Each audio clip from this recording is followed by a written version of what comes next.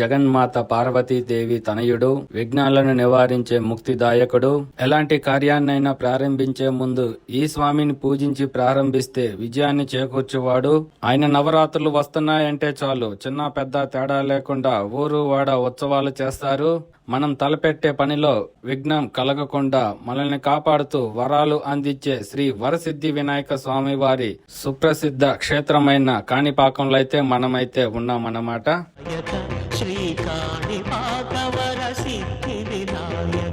Hi hello viewers, welcome back to our channel. ఈ రోజు మనమైతే శ్రీ వరసిద్ధి వినాయక స్వామి ఒక టెంపుల్ ఉన్నటువంటి ప్రదేశం కాణిపాకంకి అయితే వచ్చేసాం అన్నమాట. మనం ట్రావెల్ చేసుకుంటూ ఈ బస్సులోనే తిరుపతి నుండి అయితే కాణిపాకంకి అయితే చేరుకున్నాము. ఈ వీడియోలో వచ్చేసి శ్రీ వరసిద్ధి వినాయక స్వామి యొక్క దేవాలయం వివరాల గురించి మీకైతే తెలియజేస్తాను. తెలుగు రాష్ట్రాల్లో ఉన్న భక్తులకు వినాయకుడి గుడి అంటే ముందుగా గుర్తు వచ్చేది మన కాణిపాకం. కాణిపాక క్షేత్రంలో శ్రీ వరసిద్ధి వినాయక స్వామి స్వయంభుగా వెలిశాడు. ఇక్కడ కొలువైన వినాయకుడిని ఎవరూ ప్రతిష్ఠించలేదు. అందుచేత ఈ ఆలయం స్వయంభుగా ప్రసిద్ధి చెందిందన్నమాట. బస్టాండ్ కి సమీపంలోనే ఈ పుణ్యక్షేత్రం అయితే ఉంటుందన్నమాట. మనం ఎక్కువ దూరం కూడా వాక్ చేయాల్సిన అవసరం ఉండదు. బస్సు దిగి మనం డైరెక్ట్ గా దేవాలయం దగ్గరికి అయితే వెళ్లిపోవచ్చు. ఈ పుణ్యక్షేత్రానికి చేరుకోవాలంటే రోడ్డు మార్గం ద్వారా తిరుపతి నుండి మరియు చిత్తూరు నుండి బస్సులు అయితే అందుబాటులో ఉంటాయి. ప్రైవేట్ వెహికల్స్ అంటే మనకి కార్లు ఉంటే కార్ల ద్వారా కూడా ఈ క్షేత్రానికి చేరుకోవచ్చు అన్నమాట. చిత్తూరు నుండి ప్రతి 10 నిమిషాలకైతే బస్సులు అయితే అందుబాటులో ఉంటాయి. మరియు తిరుపతి బస్టాండ్ నుండి ప్రతి 20 నిమిషాలకి బస్సులు అయితే అందుబాటులో ఉంటాయి. ఇక్కడ మన ఎదురుగా కనిపిస్తున్నది అన్నదాన కేంద్రము మరియు వసతి గృహం అన్నమాట.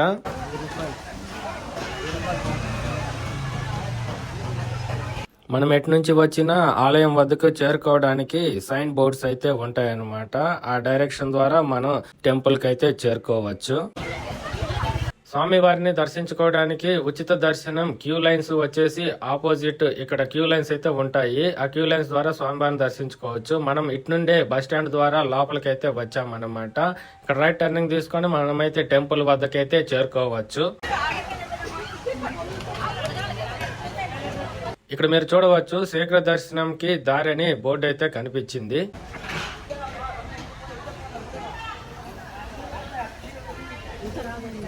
అలాగే ఈడ చూసుకున్నట్లయితే శ్రీ వరసిద్ధి వినాయక ఆస్థాన మండపం కూడా ఉందన్నమాట. దీనికి ఆపోజిట్ లోనే లడ్డు తయారీ కేంద్రం కూడా ఇక్కడే ఉంది.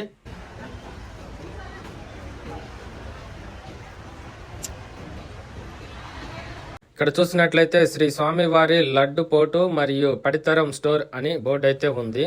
ఇక్కడ డిజిటల్ డిస్ప్లేలో వచ్చేసి స్వామివారి సేవల యొక్క వివరాలను అయితే అందిస్తున్నారనమాట. కానీ మన వీడియోలో అయితే రికార్డ్ కావడం లేదు. ఆలయానికి ప్రక్కనే ఎంక్వైరీ ఆఫీస్ అయితే ఉంటుంది. అలాగే ఆలయంలోకి మొబైల్స్ గానీ ఎలక్ట్రానిక్ వస్తువులను గానీ అలౌ చేయరు. వాటిని ఇక్కడే డిపాజిట్ అయితే చేయాలన్నమాట. డిపాజిట్ చేసిన తర్వాత రిసిప్ట్ అయితే ఇస్తారు. ఇదేమి ఫ్రీ ఆఫ్ కాస్ట్ అయితే కాదనమాట. మొబైల్ డిపాజిట్ చేసినందుకు మనీ అయితే కట్టాలి. ఇక్కడ నుండి ఆలయంలోకి దర్శనం కోసం వెళ్లే క్యూ లైన్స్ ఉంటాయి. కొబ్బరికాయలు ఆలయం లోపలికైతే అనుమతించరు. ఇప్పుడే మనమైతే ఆలయ ప్రాంగణం వద్దకైతే చేరుకున్నాం అన్నమాట. ముందు ఆలయం యొక్క ముఖద్వారం మరియు కోనేరు వద్దకైతే వెళ్దాము.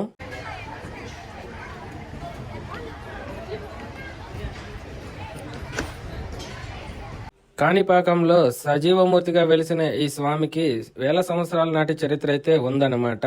స్వామి అప్పటి నుండి ఇప్పటి వరకు స్వరాగ సమేతంగా పెరుగుతూ ఉంటారంట. ఆ విషయానికి ఎన్నో నిదర్శనాలు అయితే ఉన్నాయన్నమాట. స్వామి వారికి 50 సంవత్సరాల క్రితం వెండి కవచం ప్రస్తుతం సరిపోవట్లేదని అయితే చెబుతూ ఉంటారు. స్వామి వారి విగ్రహం నీటిలో కొద్దిగా మునిగి ఉంటుంది. ఎంత త్రవ్వినా స్వామి వారి తుది మాత్రం కనుగొనలేకపోయారు. స్వామి వారికి నిత్యం అష్టోత్తర పూజలతో పాటు పండుగ పర్వదినాల్లో ప్రత్యేక పూజలు అయితే నిర్వహిస్తూ ఉంటారు.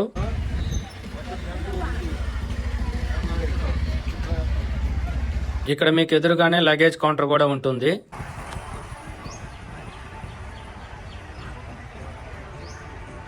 ఇప్పుడే మనమైతే ఆలయం ముందు ఉన్నటువంటి కోనేరు వద్దకైతే చేరుకున్నాము.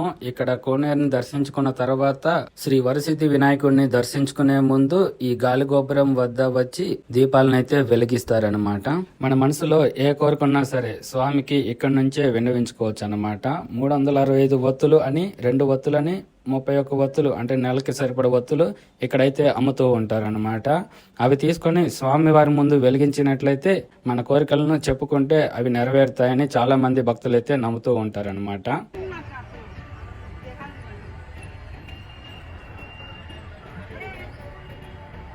మేము కూడా కోనేరులోకి దిగి ఆ స్వామివారిని నమస్కరించుకొని తర్వాత దీపారాధన చేసుకొని దర్శనానికి అయితే బయలుదేరాము.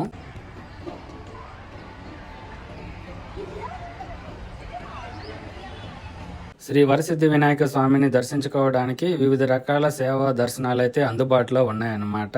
150 రూపాయల టికెట్ తో వచ్చేసి అతి శీఘ్ర దర్శనం అయితే చేసుకోవచ్చు. 100 రూపాయల టికెట్ లో 2 రకాల దర్శనాలు అయితే అందుబాటులో ఉన్నాయి. ఒకటి వచ్చేసి నిజరూప దర్శనం, మరి ఒకటి వచ్చి శీఘ్ర దర్శనం.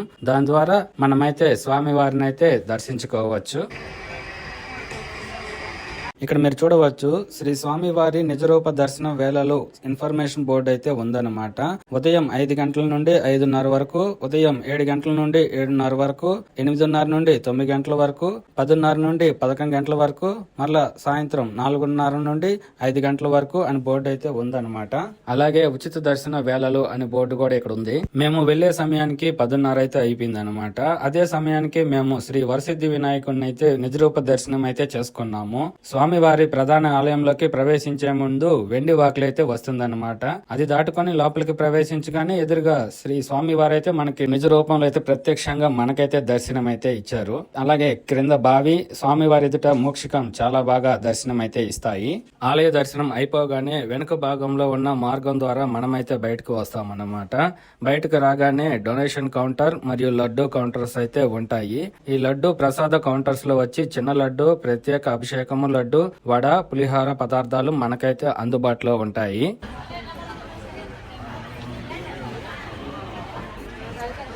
ఇక్కడ మీకు ఎదురుగా కనిపిస్తున్న గుడి గోపుర ఆలయంలోనే స్వామివారు స్వయంభుగా వెలిశారు.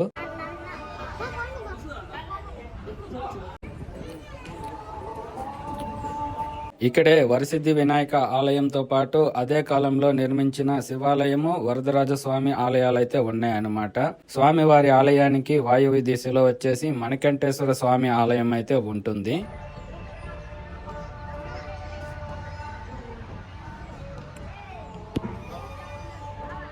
ఈ ఆలయాన్ని మరింత కళాత్మకంగా ఉండే విధంగా డెవలప్ అయితే చేస్తూ ఉన్నారనమాట. ఇలా చేయడం వలన ఇండియన్ కల్చర్ మరియు టూరిజం అయితే చాలా బాగా డెవలప్ అవుతూ ఉంది. ఈ ప్రధాన ఆలయ ప్రాంగణంలోనే ద్వారకాపాలనుడిగా వీరాంజనేయ స్వామి ఆలయము మరియు నవగ్రహ ఆలయాలు అయితే ఉన్నాయన్నమాట. ఆలయానికి ప్రక్కనే వాయువ్య దిశలో ఉన్న మణికంఠేశ్వర స్వామి ఆలయం దగ్గరకైతే మనమైతే వచ్చున్నాము.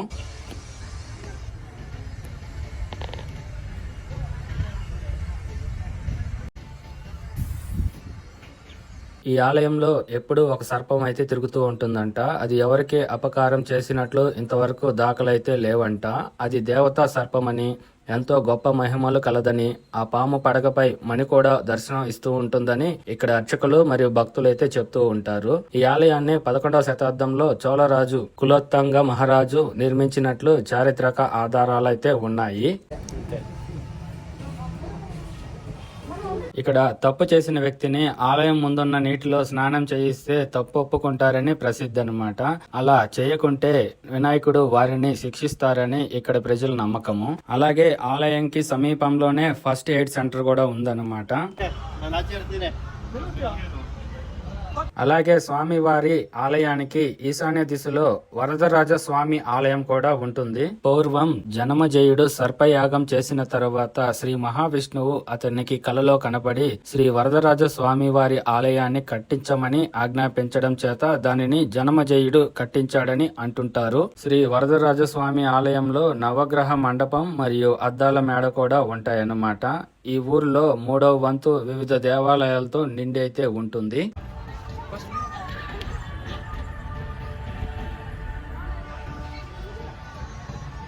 శ్రీ వరసిద్ధి వినాయక స్వామి గుడికి వాయువ్య దిశగా ఉన్న మణికంఠేశ్వర స్వామి ఆలయం ప్రధాన ఆలయానికి అనుబంధ నిలయం అయితే అంటుంటారు. అలాగే ఇక్కడ మహాగణపతి, దక్షిణామూర్తి, సూర్యుడు, షణ్ముఖుడు, దుర్గాదేవి విగ్రహాలను ప్రతిష్ఠించారన్నమాట. అలాగే ప్రధాన ఆలయం లోపల మార్దాంబిక అమ్మవారి గుడి ఉంటుంది. ఇక్కడ సర్పదోష నివారణ పూజలు కూడా చేస్తారు.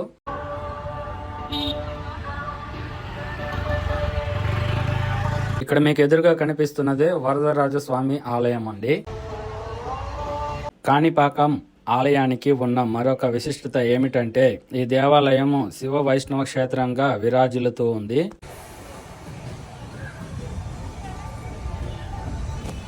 ఇక మేము అన్ని ఆలయ దర్శనాలు అయితే కంప్లీట్ చేసుకొని కొబ్బరికాయ కొట్టడానికి అయితే ఆలయం ముందు ఉన్న ప్రాంగణం దగ్గరికి అయితే మళ్ళీ వచ్చేసామన్నమాట.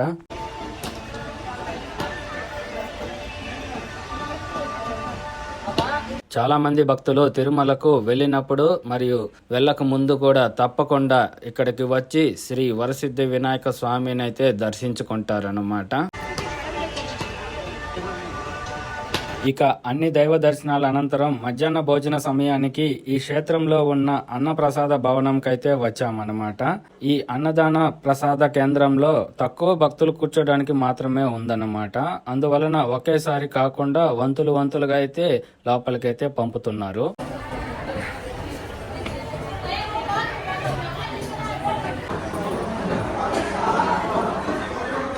ఇప్పుడే మనమైతే అన్నప్రసాద కేంద్రంలోకి అయితే వచ్చేసామన్నమాట. మేము వెళ్ళిన రోజైతే మాకు బెల్ల పొంగలి, పులిహోర, పప్పు, బంగాళదుంప తాలింపుతో పాటు సాంబారు, మజ్జిగ కూడా వడ్డించారనమాట. తృప్తిగా అయితే భోజనం చేశాము. భోజనం అయితే వృధా చేయలేదు. ఇక భోజనం అయిపోయిన తర్వాత బయటికి రాగానే అన్నదానానికి డొనేషన్ కౌంటర్ అయితే ఉంటుందన్నమాట. మన ఇష్టము, మనకు నచ్చినంత వరకు డొనేషన్ అయితే చెయ్యొచ్చు. అదండి విషయం. ఇక వీడియో ఇంతటితో సమాప్తం. ఈ వీడియో కనుక మీకు నచ్చినట్లయితే లైక్ చేయండి, షేర్ చేయండి. అలాగే ఈ వీడియోపై మీ అభిప్రాయాన్ని కామెంట్ రూపంలో తెలపండి. మన ఛానల్ని కొత్తగా చూస్తున్నట్లయితే సబ్స్క్రైబ్ చేయడం మటుకు మర్చిపోవద్దు. మళ్ళీ సరికొత్త వీడియోతో మళ్ళీ కలుద్దాం. అందరికీ నమస్కారాలు.